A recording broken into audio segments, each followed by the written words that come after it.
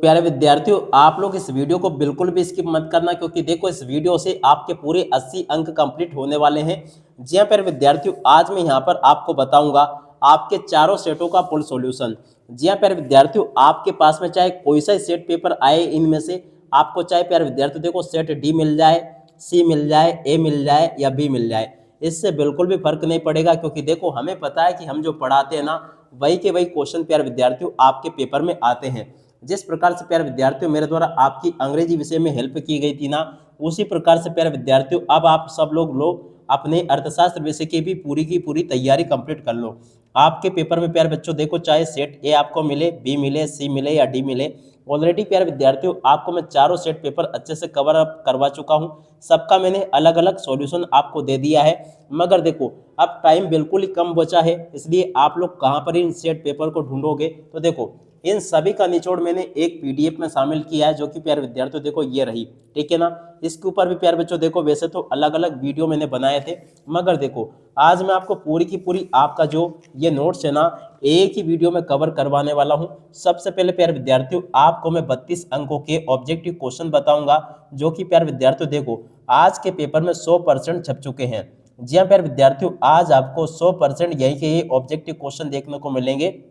एक भी क्वेश्चन का आंसर आपका यहाँ से मिस नहीं होगा। तो चलो प्यारे बच्चों वीडियो की शुरुआत करते हैं। आप सब लोग इस वीडियो को बिल्कुल ध्यान से देखना, क्योंकि देखो अगर आपने इसको नहीं देखा ना, तो आप लोगों के पूरे 80 नंबर मिस हो जाएंगे। क्योंकि देखो हमें पता है कि सेट ए में क्या छापा गया है, हमें ये भी पता है कि सेट बी में क्या छापा गया है, और प्यारे विद्यार्थियों देखो हमें ये भी पता है कि सेट सी में क्या छापा गया है, और देखो इसके अलावा देखो हमें ये भी पता है कि सेट डी में क्या छापा गया है। मगर देखो हमारी मजबूरी कि हम आपको रियल पेपर नहीं बता पा रहे हैं, मगर देखो पेपर में जो जो छप रहा है ना आपका, वो सारी चीज़ें हमारे द्वारा आपको बताई जा रही है। तो चलो हम इन चीज़ों को रख देते एक तरफ और तैयारी को करते हैं शुरू, ठीक है। तो सबसे पहले अपन वस्तुनिष्ठ प्रश्न देखेंगे, सबसे पहले अपन सही विकल्पों को देखेंगे। तो जल्दी से पढ़ लो आप लोग इनको। और साथ ही साथ में प्यारे बच्चों देखो दबा के आप लोग इस वीडियो को शेयर कर दो, क्योंकि देखो जब आप पेपर देने जाओगे ना, तो 100% प्यारे बच्चों देखो पूरा का पूरा पेपर आपका परीक्षा में इसी में से बैठेगा। 100% प्यारे बच्चों देखो एकदम असली वाले पेपर की चीजें मैं आपको बता रहा हूँ, ठीक है। 100% रियल है, आप लोग इधर उधर मत भटको, पूरा का पूरा इस वीडियो को देख लो। थोड़ा लंबा जरूर बनेगा, क्योंकि देखो मेरे द्वारा आपको चारों सेट पेपर इसी वीडियो में कवर करवाए जाएंगे, ठीक है। तो चलो जल्दी से शुरुआत करते हैं। पहला क्वेश्चन पूछा है अवसर लागत है, याद रखना अगले श्रेष्ठ विकल्प का त्याग है अवसर लागत। गैर कर राजस्व क्या लाभांश है। केन्स के सिद्धांत का संबंध प्रभावपूर्ण मांग, बचत प्रवृत्ति, उपभोग प्रवृत्ति, इनमें से सभी से। तो देखो एक ए में आपको देखने को मिलेगा ये, बी में आपका ये होगा, सी में आपका ये होगा, और डी में आपका ये होगा। तो आपको डी वाला टिक करना है, ठीक है। अब अगला क्वेश्चन, बजट रेखा की प्रवणता डाल प्यार विद्यार्थी देखो क्या होती है, -P/P2 होती है। अब अगला क्वेश्चन, भारत में 1 रुपये का नोट निर्गमित करता कौन करता, वित्त मंत्रालय निर्गमित करता है, याद रखना बिल्कुल। और अब अगला क्वेश्चन, एक प्रश्न और बनता है प्यारे विद्यार्थियों यहाँ पर कि 1 रुपये के नोट या सिक्के पर किसका सिग्नेचर होता है। तो देखो प्यारे विद्यार्थियों वित्त मंत्री का सिग्नेचर होता है, ये याद रखना, ठीक है। अब अगला क्वेश्चन, कौन सी लागत शून्य नहीं होती है, स्थिर लागत शून्य नहीं होती है, व्यष्टि अर्थशास्त्र संबंधित है। देखो प्यारे विद्यार्थियों व्यक्तिगत मात्राओं से संबंधित है, याद रखना। उस केंद्रीय समस्या की पहचान कीजिए जो उत्पादित की जाने वाली वस्तुओं की मात्रा से संबंधित है क्या। तो देखो इसका उत्तर आ जाएगा क्या उत्पादन किया जाए, बिल्कुल याद रखना। एक भी क्वेश्चन का आंसर प्यारे बच्चों आपका यहाँ से मिस नहीं होगा। 100% आपका पूरा का पूरा 80 नंबर में से पूरा 80 नंबर आ जाएगा, अगर आपने इस पीडीएफ को पूरा अच्छी प्रकार से पढ़ लिया तो, ठीक है। और पढ़ भी नहीं पाओ ना, तो थोड़ा सा समय निकाल के इस वीडियो को देख लो, वीडियो देखते देखते आपको याद हो जाएंगे, ठीक है। अगला क्वेश्चन, सीमांत उपयोगिता हास नियम पर आधारित होता है। उपयुक्त सभी इस क्वेश्चन का उत्तर आपको लिख देना है। उपभोक्ता के संतुलन का उदासीनता वक्र विश्लेषण किस पर आधारित है। देखो प्यारे विद्यार्थियों क्रमवाचक उपयोगिता पर ही आधारित है।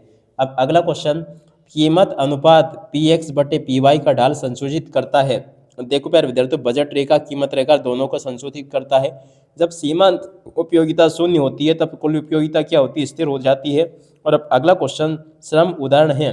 देखो प्यारे विद्यार्थियों श्रम जो है ना परिवर्तनशील साधनों का उदाहरण है। उचित विकल्प चुनिए। तो देखो लाभ बराबर आगम माइनस लागत इस क्वेश्चन का उत्तर होगा, ठीक है। अब अगला क्वेश्चन प्यारे बच्चों पढ़ते हैं, बुनियादी आर्थिक समस्या जिसका समाधान करना पड़ता है, असीमित आवश्यकता एवं दुर्लभ संसाधन इस क्वेश्चन का उत्तर होगा। अब अगला क्वेश्चन, विलासिता की वस्तुओं की मांग की लोच होती है। देखो प्यारे विद्यार्थियों अत्यधिक लोचदार होती है। अब अगला क्वेश्चन पढ़ते हैं, कुल लागतें होती है। देखो प्यारे विद्यार्थियों, कुल लागतें कुल स्थिर लागत एवं कुल परिवर्तनशील लागतों का योग होती है टीएफसी प्लस टीबीसी, ठीक है। अब अगला क्वेश्चन, निम्नलिखित में से साधन आय कौन सी है। देखो प्यारे विद्यार्थियों, ब्याज जो है ना साधन आय है। और अब अगला क्वेश्चन, उपभोग फलन है। देखो प्यारे विद्यार्थियों, आय तथा उपभोग में संबंध को उपभोग फलन कहते हैं। और अब अगला क्वेश्चन, एक सरकारी बजट में राजस्व घाटा 20,000 है, तो आप पढ़ लेना, इसका उत्तर आपका 50,000 आ जाएगा। अब चलो अपन जल्दी से रिक्त स्थान पूर्ति देख लेते हैं। रिक्त स्थान पूर्ति में पहला क्वेश्चन पूछा है, जीएसटी की मानक दरें कितनी है, 18% है। उत्पादन के साधन कितने होते हैं प्यारे बच्चों, 5 होते हैं। पूर्ण प्रतियोगिता में विक्रेता समरूप वस्तुएं बेचते, याद रखना 100% आपके पेपर में छपेगा ये। मुद्रास्फीति कीमत उच्चावचन वाली प्रक्रिया है, तो देखो यहाँ पर आपको मुद्रास्फीति लिख कर आना होगा। अब अगला क्वेश्चन, राष्ट्रीय आय की गणना एक वित्तीय वर्ष में होती है। अब अगला क्वेश्चन, AM1 और AM2 संकुचित मुद्राएं हैं। और अब अगला क्वेश्चन, कर की मात्रा में वृद्धि होने पर पूर्ति कम हो जाती है, तो यहाँ पर आपको कम याद रखना है। और इसके बाद में देखो, पूर्ति की लोच वस्तु की कीमत और पूर्ति की मात्रा में परिवर्तक संबंध दर्शाती है, इसका उत्तर ये आ जाएगा। अब चलो इसके बाद में अपन आगे बढ़ते हैं, आगे क्वेश्चन पढ़ लेते हैं। यहाँ पर क्वेश्चन दे रखे हैं आपके पेपर में, बाजार साम्य का आशय संतुलन की स्थिति से 100% आपके पेपर में क्वेश्चन आएंगे ये। उत्पादन की प्रति इकाई लागत को औसत लागत कहते हैं। प्यारे विद्यार्थियों देखो, ऐसे ही नहीं बता रहा हूँ मैं, देखो मेरे पास में पूरे के पूरे 4 सेट पेपर पड़े हुए हैं, आप लोग देख सकते हो, ए है, बी है, सी है और डी है। इन चारों का निचोड़ प्यारे बच्चों मैं आपको बता रहा हूँ। और पेपर देने के बाद में देखो, आपके पेपर में यही क्वेश्चन छापे जाएंगे। और आप लोग प्यारे विद्यार्थियों, पेपर देने के बाद में आपका पेपर बहुत मस्त जाएगा अगर आपने इसको पढ़ लिया तो। पेपर देने के बाद में देखो प्यारे विद्यार्थियों, आप लोग कमेंट करके जरूर बताना इस वीडियो पे कि मैंने जो बताया था कितना आपके पेपर में आया था, ठीक है। अब चलो अगला क्वेश्चन पढ़ते हैं। उत्पादन की प्रति इकाई लागत को औसत लागत कहते हैं। औसत लागत वक्र यू आकार का होता है, याद रखना 100% आएगा आपके पेपर में। पूर्ण प्रतियोगिता में एक फर्म कीमत स्वीकारक होती है, कैसी होती है, कीमत स्वीकारक। अगला क्वेश्चन, कुल संप्राप्ति वक्र की ढालू सदैव नीचे की ओर होती है, याद रखना नीचे की ओर।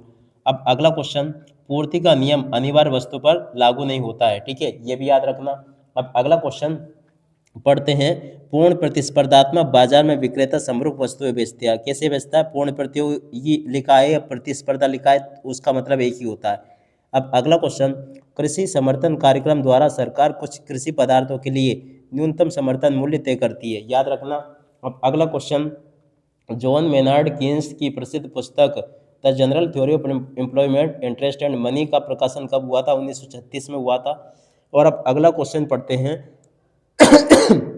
गुणक एवं सीमा तो उपभोग प्रवृत्ति के बीच धनात्मक संबंध होता है, याद रखना। डेफिनेटली प्यारे बच्चों, आपको वही क्वेश्चन पढ़ा रहा हूँ जो कि आपके पेपर में छप चुके हैं, क्योंकि देखो प्यारे बच्चों, हमारे द्वारा आपका पूरा का पूरा पेपर देख लिया गया है।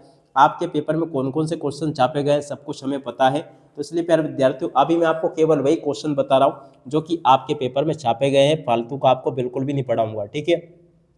जोड़ी को देख लो, जोड़ी प्यारे बच्चों देखो पूरी की पूरी इसी में से जोड़ी बनकर आएगी, देख सकते हो, ज़्यादा नहीं है, बस इतना पढ़ लेना, इतने में आपकी पूरी की पूरी जोड़ी कंप्लीट हो जाएगी। और जो बच्चे स्क्रीनशॉट लेना चाहते हैं ना, तो चलो मैं आपको एक ही बार में जोड़ी का स्क्रीनशॉट दे देता हूँ। देखो यहाँ से जोड़ी का स्क्रीनशॉट ले लो आप लोग, ठीक है। प्रवाह की जोड़ी समयावधि से, MPS 1 - APC निम्न स्तरीय वस्तु की जोड़ी प्यारे विद्यार्थियों मोटे अनाज से, स्टॉक की जोड़ी निश्चित समय से, बजट रेखा की परिणामता प्यारे विद्यार्थियों ऋणात्मक होती है, APC - C/Y साधन की मांग व्युत्पन्न मांग होती है, NNP शुद्ध राष्ट्रीय उत्पादक होता है, उत्पादक द्वारा यंत्रों का उपयोग अंतिम वस्तुएं, बढ़ाई द्वारा लकड़ी का उपयोग मध्यवर्ती वस्तु, बचत रिसाव भारतीय अर्थव्यवस्था मिश्रित अर्थव्यवस्था है, विनिमय दर में वृद्धि भुगतान संतुलन के अनुकूल, विनिमय दर में कमी भुगतान संतुलन के प्रतिकूल, याद रखना। राजकोषीय उपाय प्यारे विद्यार्थियों कारारोपण नीति, मौद्रिक उपाय खुले बाजार की क्रियाएं, और कोक एवं पेप्सी प्यारे विद्यार्थियों देखो स्तनपान वस्तुएं, पेन एवं स्याही पूरक वस्तुएं, मोटे अनाज प्यारे विद्यार्थियों देखो गिपिन वस्तुएं, इनको याद रखना आप लोग अच्छे से। और उसके बाद में देखो यहाँ से आप लोग एक वाक्य फिर एक शब्द में उत्तर को देख के जाना, त्रुटि और लोप किसे कहते हैं। तो चलो प्यारे बच्चों, आपको मैं बताता हूँ कि त्रुटि और लोप किसे कहते हैं, ताकि आप लोग इसको अच्छे से याद कर सके। तो देखो प्यारे बच्चों, इस क्वेश्चन का उत्तर ये लिखा, पूरा का पूरा याद कर लेना। अब चलो इसके बाद में अपन आगे बढ़ते हैं, आगे के क्वेश्चन के उत्तर मैं आपको बताता हूँ, ठीक है। तो देखिएगा प्यारे बच्चों, अगला क्वेश्चन ये आएगा डेफिनेटली आपके पेपर में, मुद्रास्फीति किसे कहते हैं, न्यूनतम समर्थन मूल्य किसे कहते हैं, राष्ट्रीय गणना की विधियों के नाम आपको लिखना, 3 विधियां है, आय विधि, उत्पादन विधि और मूल्य वृद्धि विधि, ठीक है। उत्पादन विधि का नाम मूल्य वृद्धि विधि भी है और व्यय विधि अलग है। ठीक है, तो 1, 2, 3 याद रखना। ठीक है, अब अगला क्वेश्चन, सीमांत उपभोग प्रवृत्ति किसे कहते हैं? इसका उत्तर ये लिखा, सीमांत उपभोग प्रवृत्ति आय में परिवर्तन के फलस्वरूप उपभोग में परिवर्तन के अनुपात को सीमांत उपभोग प्रवृत्ति हम कहते हैं। ठीक है, प्रत्याशित निवेश किसे कहते हैं? देखो प्रत्याशित निवेश वे प्रेरित उपभोग निवेश करता विशेष आय की प्रत्याशा में करता है। इस क्वेश्चन का उत्तर होगा। ठीक है, अब अगला क्वेश्चन पढ़ते हैं, बचत और आय के बीच क्रियात्मक संबंध को क्या कहते हैं? बचत फलन कहते हैं। औसत उपभोग प्रवृत्ति और औसत बचत प्रवृत्ति का योग क्या होगा? देखो पर विद्यार्थियों, एपीसी प्लस एपीएस बराबर 1। उसका नाम बताइए जिसका भार, उस कर का नाम बताइए जिसका कर चुकाने वाले पर व्यक्ति पर पड़ता है, जैसे प्रत्यक्ष कर, जैसे कि आय कर। ठीक है, याद रखना। अब अगला क्वेश्चन, राजस्व घाटा की गणना किस प्रकार की जाती है? देखो पर विद्यार्थियों, राजस्व घाटा की गणना करने का सूत्र क्या होगा? राजस्व घाटा बराबर राजस्व व्यय माइनस राजस्व प्राप्तियां। अगला क्वेश्चन, प्राथमिक घाटा की गणना का सूत्र क्या होगा? प्राथमिक घाटा बराबर सकल राजकोषीय घाटा माइनस ब्याज भुगतान। ठीक है, अब अगला क्वेश्चन, भुगतान संतुलन में किस प्रकार के सौदे शामिल किए जाते हैं? देखिएगा पहले विद्यार्थियों, भुगतान संतुलन में वस्तुओं का आयात निर्यात, सेवाओं, पूंजी, स्वर्ण विक्रय आदि शामिल होता है इसमें। ठीक है, अब अगला क्वेश्चन, किस वर्ष में अमेरिका एवं यूरोप में देश महामंदी से प्रभावित हुए? 1930 की महामंदी, 1929 की महामंदी, प्यारे बच्चों याद रखना आपको। अब अगला क्वेश्चन, अल्पकाल में फर्म की पूर्ति का वक्र किस प्रकार का होता है? यू आकार का होता है। भारत में बैंकों का बैंक कौन है? आरबीआई यानी कि रिजर्व बैंक। और प्रभावपूर्ण मांग की अवधारणा किसने दी? देखो पर तो जॉन मेनार्ड कीन्स ने दी थी। और प्रतिरक्षा व्यय किस प्रकार का व्यय माना जाता है? राजस्व व्यय माना जाता है। एक देश की मुद्रा का दूसरे देश की मुद्रा में व्यक्त मूल्य क्या कहलाता है? विनिमय कहलाता है। ठीक है, इसको बिल्कुल याद करके जाना। अब चलो अपन सत्य सत्य देख लेते हैं, सत्य सत्य में आपसे क्या क्या क्वेश्चन पूछे गए हैं, तो आप लोग इनको देख के जाना जल्दी से, ताकि आप लोग अपनी परीक्षा में टॉपर बन सके। निवेश की भौतिक पूंजी स्टॉक भी कहते हैं, बिल्कुल प्यारे बच्चों सत्य होगा। विदेशी विनिमय दर को फॉरेक्स दर भी कहते हैं, ये भी सत्य होगा। और विभिन्न वस्तुओं पर भी मांग का नियम लागू होता, असत्य हो जाएगा। और इसके बाद में देखो, स्थिर लागत को पूरक लागत भी कहते हैं, सत्य होगा। परिवर्तनशील लागत शून्य हो सकती है, सत्य होगा। और उसके बाद में देखो, पूर्ण प्रतिस्पर्धी बाजार में संख्या में क्रेता विक्रेता होते हैं, बिल्कुल सत्य है। और अगला क्वेश्चन, पूर्ण रोजगार का आशय शून्य बेरोजगारी नहीं है, सत्य होगा। जीएनपी एक राष्ट्रीय अवधारणा, सत्य होगा। मुद्रा वे है जो मुद्रा का कार्य करे, ये भी आपका सत्य होगा। भारत में 10 रुपये के सिक्के का वस्तुमान इसके मुद्रामान से अधिक होता है, असत्य होगा। वस्तु विनिमय प्रणाली में मूल्य का मापन बहुत कठिन होता है, सत्य होगा। अगला क्वेश्चन, बचत और विनिमय सदैव बराबर होते हैं, सत्य असत्य होगा। गुणा को सीमांत उपभोग प्रवृत्ति में धनात्मक संबंध पाया जाता है, सत्य होगा। और पूर्ण रोजगार से अभिप्राय अर्थव्यवस्था में शून्य बेरोजगारी है, सत्य असत्य होगा, याद रखना बिल्कुल। और उसके बाद में देखो आगे बढ़ते हैं, यहाँ पर क्वेश्चन पूछे हैं, दीर्घकाल में उत्पादन के सभी साधन अपरिवर्तनशील होते हैं, असत्य होगा।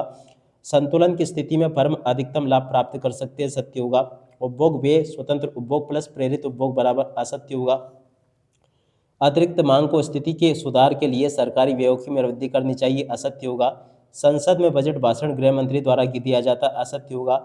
आय उत्पादन तथा रोजगार सिद्धांत समष्टि अर्थशास्त्र की शाखा नहीं है, असत्य होगा। ठीक है, इस प्रकार से प्यारे बच्चों आप लोग इन वस्तुनिष्ठ प्रश्नों को पढ़ लेना। अब चलो मैं आपको आपके 2-2 अंक वाले क्वेश्चन भी इसी वीडियो में कवर करवा देता हूं, क्योंकि देखो मैंने प्रॉमिस किया है कि एक के अलावा आपको कोई दूसरा वीडियो देखना नहीं पड़ेगा, तो जल्दी से आप लोग 2-2 अंक वाले क्वेश्चन पढ़ लोगे। उच्चतम निर्धारित कीमत किसे कहते हैं? आदर्श ह्यात किसे कहते हैं?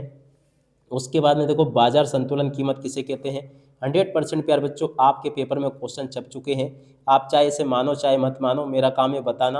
और मेरे जितने भी बच्चे ऑनलाइन पढ़ने वाले हैं इनको अच्छे से याद करके जाएंगे। उपभोग वस्तुएं किसे कहते हैं? श्रम का सीमांत संप्राप्ति क्या है?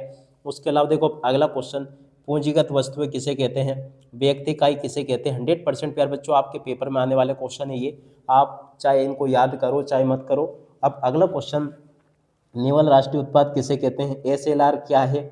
उसके अलावा देखो, उच्च शक्तिशाली मुद्रा क्या है? ठीक है, इन क्वेश्चन के आंसर को पढ़ लेना आप लोग। अब चलो इसके बाद में मैं आपको आगे के क्वेश्चन के उत्तर बताता हूं, तो इनको भी आप लोग देख कर जाना, ताकि आपको ये प्यारे विद्यार्थियों अच्छे से याद हो सके। ठीक है, तो जल्दी से प्यारे बच्चों आप लोग इन क्वेश्चन के उत्तर को देख लो, जो कि मैं आपको इस प्रकार से बता रहा हूँ। इसका उत्तर ये लिखा था, ठीक है।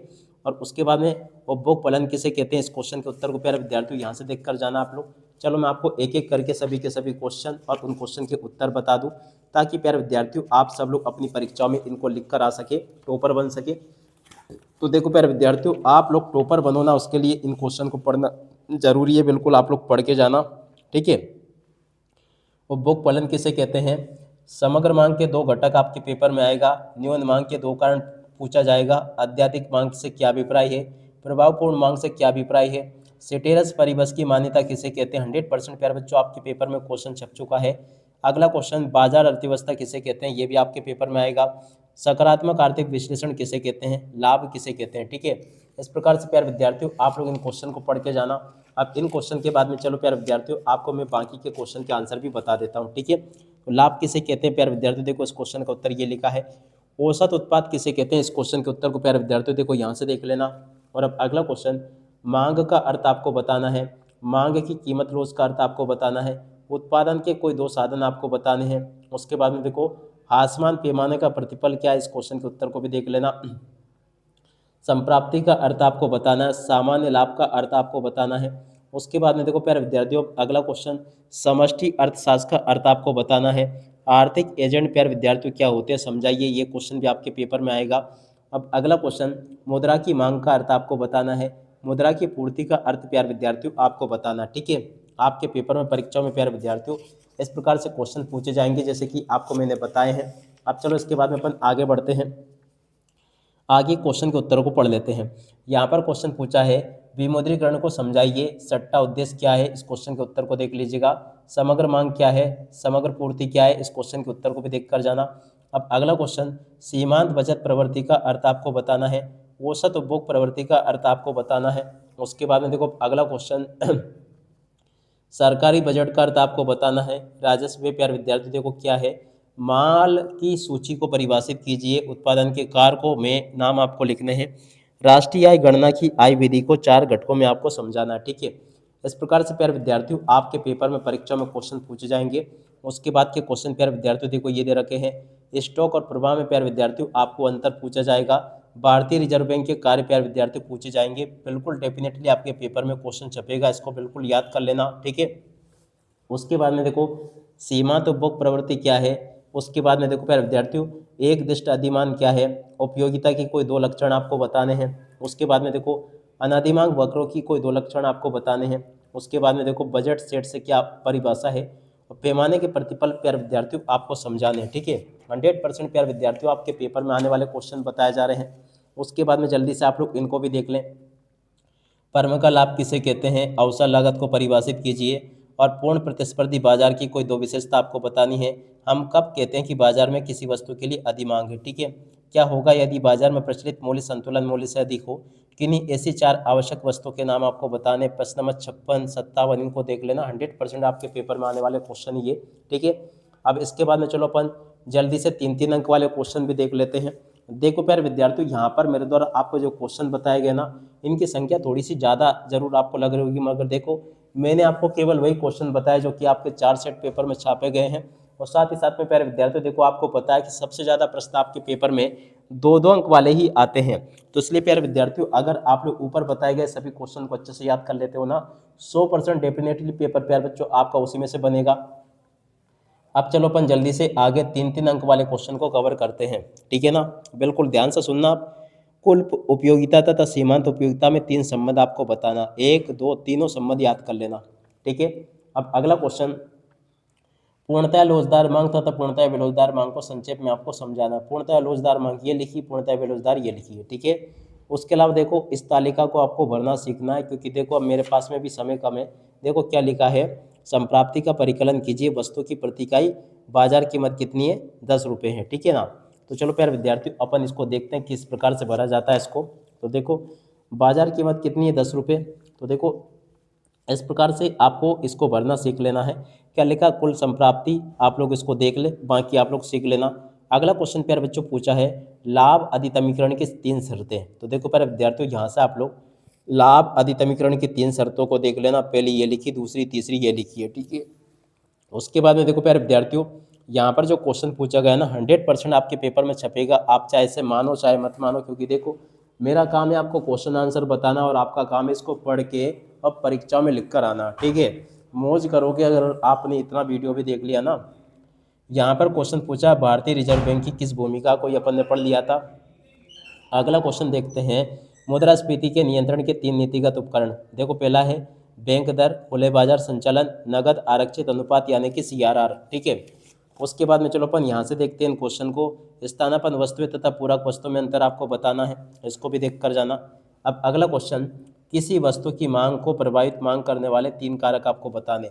वस्तु की कीमत, आय का स्तर और उपभोक्ता की पसंद एवं प्रवृत्ति। ठीक है, अब अगला क्वेश्चन प्यारे बच्चों पूछा है, सीमांत उत्पादन संभावना क्या है।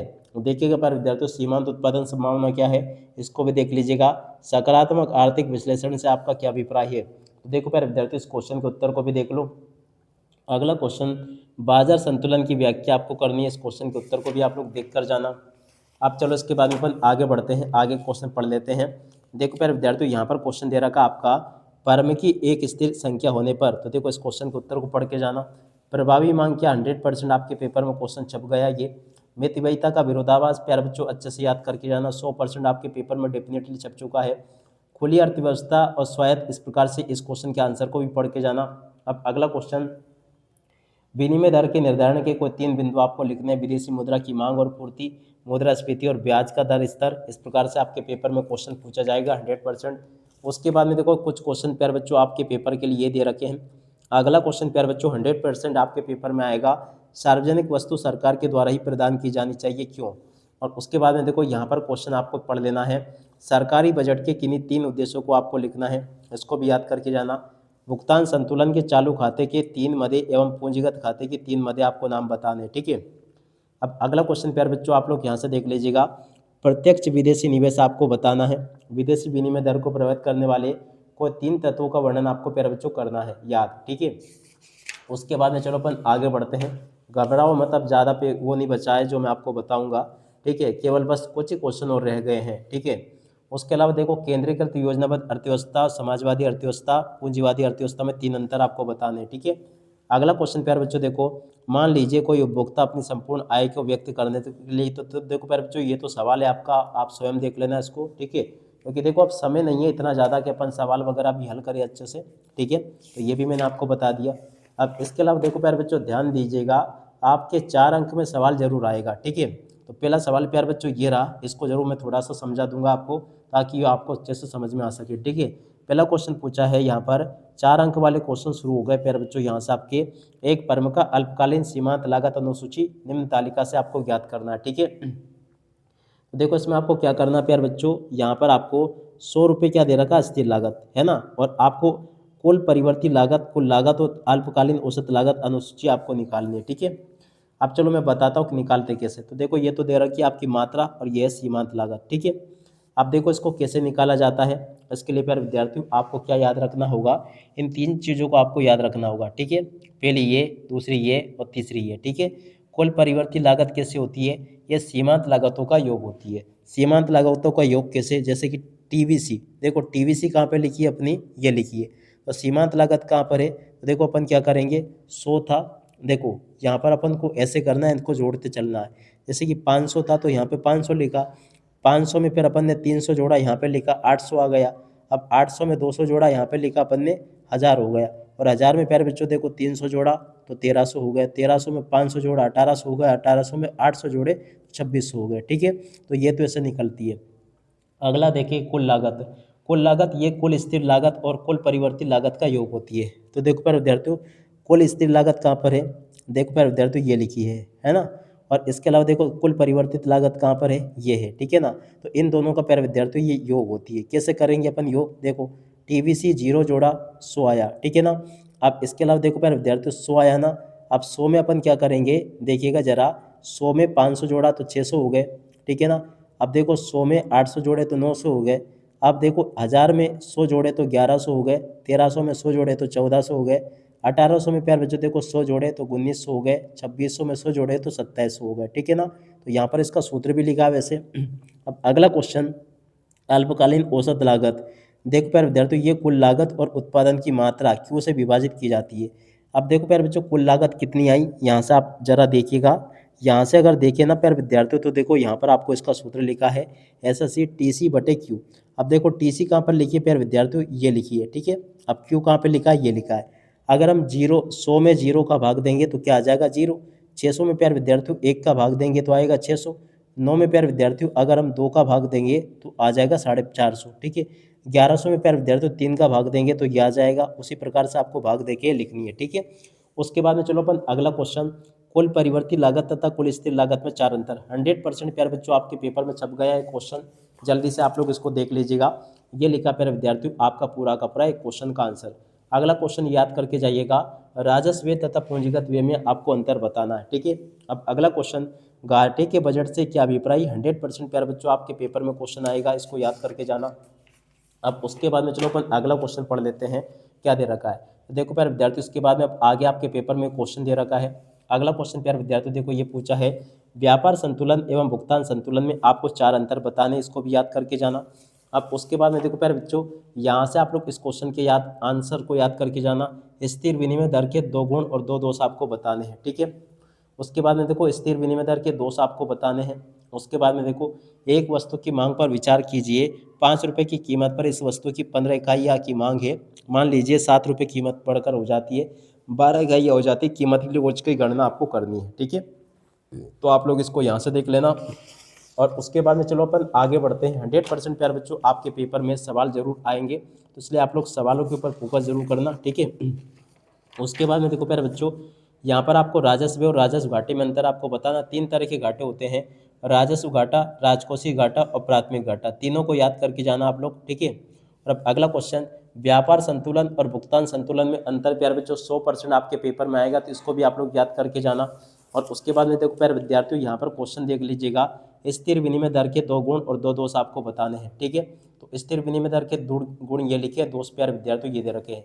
अगला क्वेश्चन, एक वस्तु की मांग पर विचार कीजिए। तो देखो प्यारे विद्यार्थियों, ये क्वेश्चन अपन देख लिया था ऑलरेडी, तो देखो इसको देखने की आवश्यकता नहीं है। चलो अपन आगे बढ़ते हैं। तो देखो अब आगे इस क्वेश्चन के उत्तर को जरूर पढ़ लेना। मांग के नियम की सचित्र व्याख्या आपको करनी है, तो मांग का नियम यहाँ से देख लेना, चित्र आप लोग को बना लेना अच्छे से यहाँ पे, ठीक है। उसके बाद में देखो प्यारे विद्यार्थियों, इस क्वेश्चन को देख के जाना। एक वस्तु की मांग पर विचार करें, 4 रुपये की कीमत पर इस वस्तु की 25 इकाइयों की मांग है। मान लीजिए कि वस्तु बढ़कर 5 रुपये हो जाती है तथा परिणाम स्वरूप वस्तु की मांग घटकर 20 इकाई हो जाती है। कीमत लोच की गणना आपको करनी, तो कीमत लोच यहाँ से निकालना सीख लेना। उसके बाद में देखो इस प्रकार से क्वेश्चन आएंगे आपके पेपर में। सभी के सभी प्रश्न प्यारे विद्यार्थियों मेरे द्वारा आपको बता दिए गए हैं। अगर आपने इसको पूरा का पूरा अच्छे प्रकार से देख लिया ना प्यारे विद्यार्थियों, तो देखो एक भी क्वेश्चन का आंसर यहाँ से आपका मिस नहीं होगा। पूरा का टोटली प्यारे विद्यार्थियों आपका पेपर परीक्षाओं में ऐसे देखने को मिलेगा जैसा कि आपको मेरे द्वारा बताया गया है, ठीक है। उम्मीद करता हूँ कि आपको पूरा अच्छे से समझ में आ गया होगा। और आप सब लोग प्यारे विद्यार्थियों देखो इसको परीक्षाओं के लिए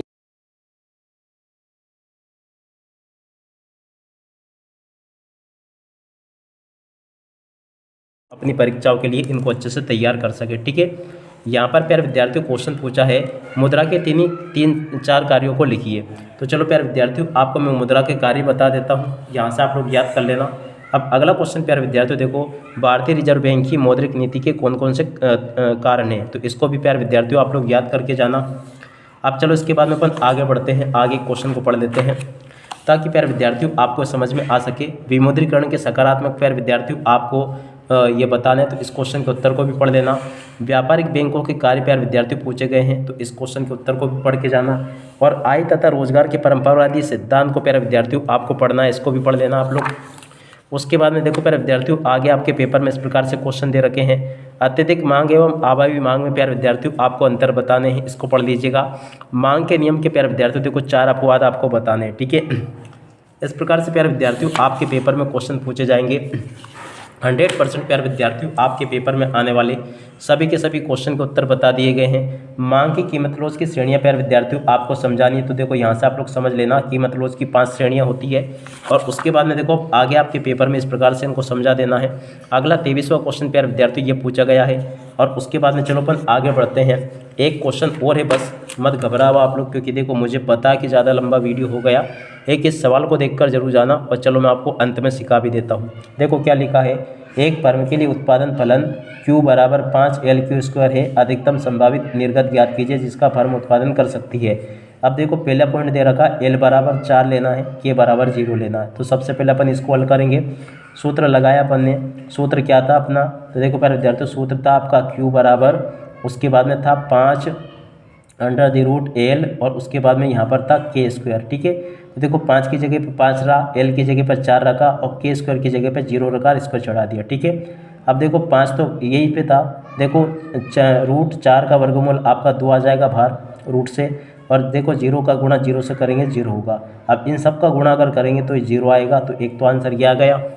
अब देखो दूसरी स्थिति में अपन को क्या करना, एल बराबर 14 लेना है और के बराबर आपको 2 लेना है। ठीक है, तो चलो अपन लेते हैं। एल की जगह पर अपन ने 14 है, देखो एक एल की जगह पर सॉरी देखो कितना था, 16 था, एल की जगह पर 16 था सॉरी, है ना। तो देखो एल की जगह पर अपन ने 16 रखा और इसकी जगह पे अपन ने 2 रखा। देखो 16 को अगर हम वो वर्ग करें ना तो इस तरह से 4 बाहर आ जाएगा और इसका 2 से गुणा करेंगे 4 हो जाएगा। अब 5 का 4 से 4 का इससे गुणा करेंगे ना तो टोटली आपका 80 आ जाएगा। इस प्रकार से प्यारे विद्यार्थियों आप लोग पूरा का पूरा इसको कंप्लीट कर ले जैसा कि मैंने आपको बताया। अब इसी के साथ में प्यारे विद्यार्थियों इस वीडियो को यहीं पर पूरा करते हैं। नमस्कार, जय हिंद, जय भारत।